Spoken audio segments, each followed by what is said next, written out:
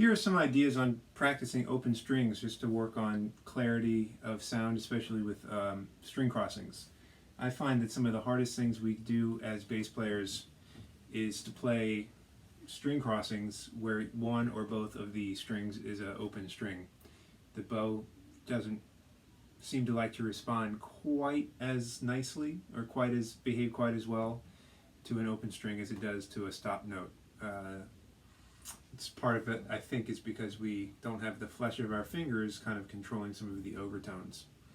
So the first thing that I like to do with my practice in this regard is to just start with half notes, going from one open string to another. You can do this with any string combination, and you can do it at any tempo. This is at 72, but it could be slower or it could be faster.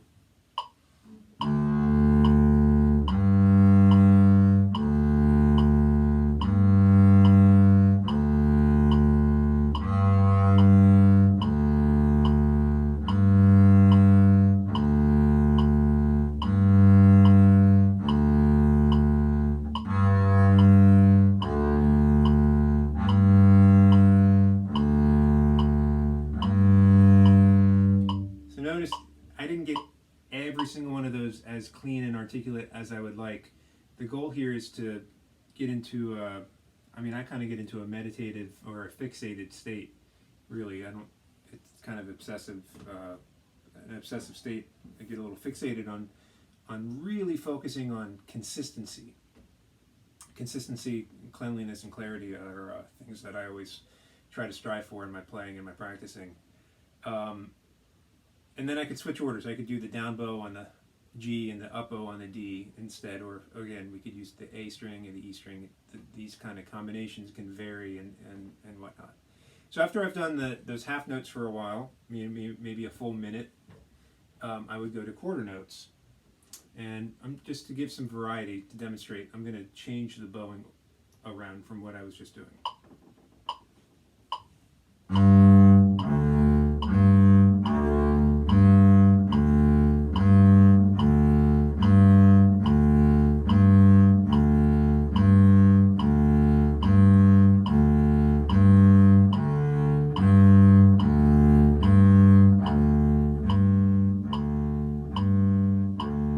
Notice I'm changing dynamics. It's just an extra thing, an extra layer to the practice. One thing I'll say that's really helpful to me is when you're doing these kind of open string practices, especially when you're doing the slow ones, but this applies to quicker tempos or quicker subdivisions as well, is you have to watch yourself. You can't get an accurate perpendicular angle, right? We want the hair, not the stick, but the hair of the bow perpendicular to the strings. The majority of the time. There's always exceptions, but that's kind of should be our default. I typically situate myself so that I'm looking into this mirror behind me, but then with camera placement I can't demonstrate that right now. But if you don't have a nice tall mirror in your practice space, you can use a tablet or a laptop with the front-facing camera turned on.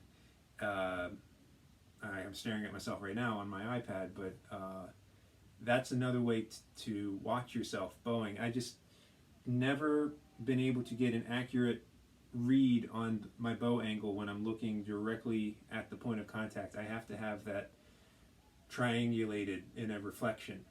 And digital devices are great, mirrors are great, whatever you have available. And then, so anyway, after I do quarter notes, I would increase it to eighth notes, and when we get to eighth notes, we can get some variety, and you can make up your own variations. You don't have to do exactly what I do. You can come up with your own combinations of, you can do it. We're going to do groups of 4 eighth notes. So I'm going to pick a pattern. I'll do 3 Ds and 1 G to start with.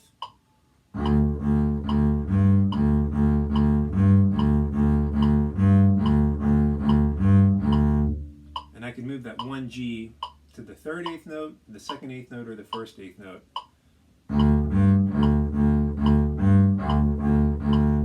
So as an example. Or I could do 1 D and 3 Gs.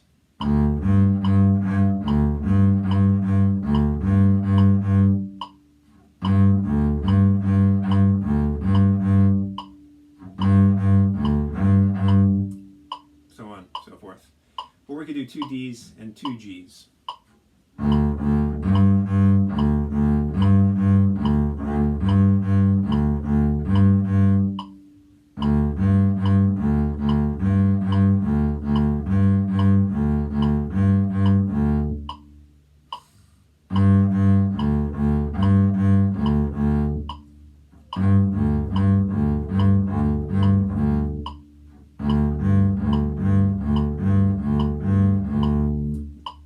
Now the only thing I would change is I would do each one of those variations for a longer period of time, and I probably wouldn't do all of those variations in one practice session.